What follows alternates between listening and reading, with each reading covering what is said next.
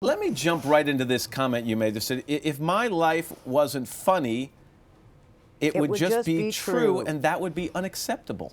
Yeah, I mean, well, what I do is I make light of stuff. I've had, things. Is that your way of dealing with it? Absolutely. It better get funny fast, or it's just going to be something that haunts you. So I make very difficult situations in my life funny as quickly as possible. And you write about just about everything in this book. I mean, if you don't write about it, I don't know if it exists, but anyway, it seems like you're open about everything. Let's remind people that your mom and dad were the Angelina and Brad of their...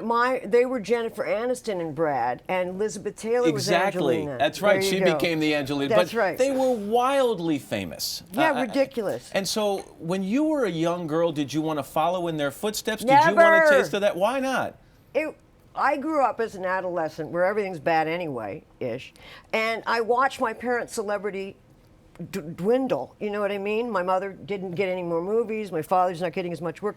I saw the heartbreak of celebrity and went, get me away from that. And yet at 19, you go after and you get the role of Princess Leia in the Star Wars films. Did you have any idea how much fame that was going to bring you? I would never have done it. Never. And all I did when I was really famous, which was long ago, was wait for it to end. Because I knew that was coming up. When you got that role, they told you were too heavy. Yes. You weighed 105 pounds at the time. Right. They told Can you needed to lose weight. And then they forced you to wear that wig. They didn't force me. I thought maybe they'd forgive me for the fat. If you went along with the wig? And wore the horrible hair, which widened my face, which was already too wide. You don't do. How can it be too wide at 105 pounds? Come on. Go look at the movie. It is. You write of your marriages, and one that got me is your marriage to a Hollywood agent named Brian Lord, who left you for another man. He did? You're kidding. That's what I read, yeah. Oh, my God, that must have been really upsetting. He left you for another man, and you called your mom. Yeah. And she said what to you? She said, we have all sorts of men in our family. We've had horse thieves and one-man bands, but this is our first homosexual. Did it make you feel better? Yes. Why? What's she going to say? I'm sorry? Because my mother's, look, I'm eccentric.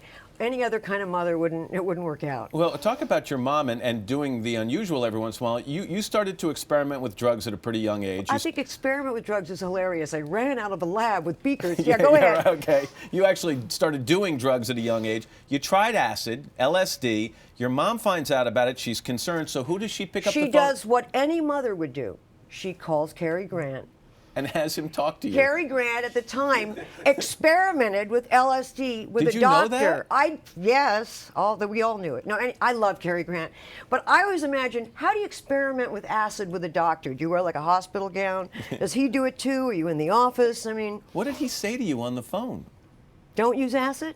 That was it? Simple? Don't eat acid. And did you say, because it's Cary Grant, I have to listen to him? No, I kept eating acid. But then my father went to Grace Kelly's funeral, who he didn't know.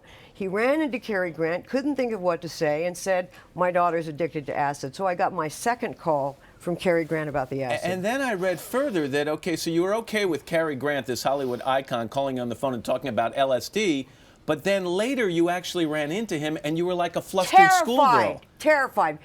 But that was the kind of circle your parents rolled in. But he was the man. He was the man. I mean, come on, it's Cary Grant. So I tapped him on the back and I go, hi, I'm Debbie Reynolds' daughter. And so I made him kind of follow me. And by then, I'd been in Star Wars, stuff like, not that he would care about that. You also write in the book, and about depression and bipolar disorder. And I do. You do. My mother's probably mad about it. My mother once said, because I at some show it said I'm mentally ill. She said, dear, you're not mentally ill. You're manic depressive.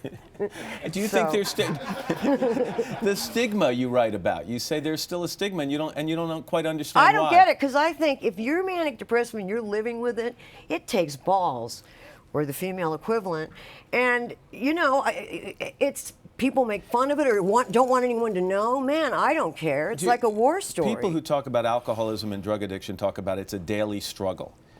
Are you in a daily struggle with depression and bipolar disorder? I mean, if I am, what's going on right now? Well, but could you come here tomorrow and I look and go, she's completely different today? It's not that fast, but it could happen.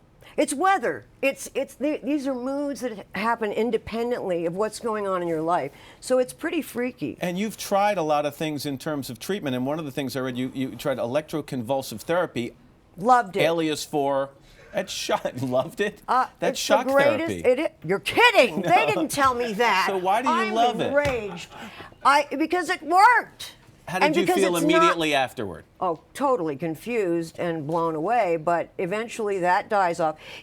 I had it done 3 times a week for 3 weeks. Lost 4 months of memory. But come on, Matt. What's going to happen in 4 months at my age that's going to happen in another 4 months? You lost the immediate 4 months of memory? You didn't lose memory from lost the past? Entire humans, but maybe they weren't that big of a deal. And you're feeling well now? At this particular instant? At this moment, yeah? but I'll probably leave it. No, I am feeling well, yes. You write that you're only as sick as your secrets, if Which that's means true. that I am absolutely well. Did these things, these subjects, come easily for you in terms of writing about them? Yeah. Well, some of them were already in the paper. They were in, like, Inquirer. Right. Under headings like Carrie Fisher's Tragic Life. Right. If they ever show a documentary about me or my life, which unfortunately they have, they always do cutaways of ambulances. I haven't been in that many ambulances, but I should have been probably. That's how I got here today anyway. Well, I tell you. Hello, Today fans. Thanks for checking out our YouTube channel. Subscribe by clicking that button down there and click on any of the videos over here to watch the latest interviews, show highlights, and digital exclusives.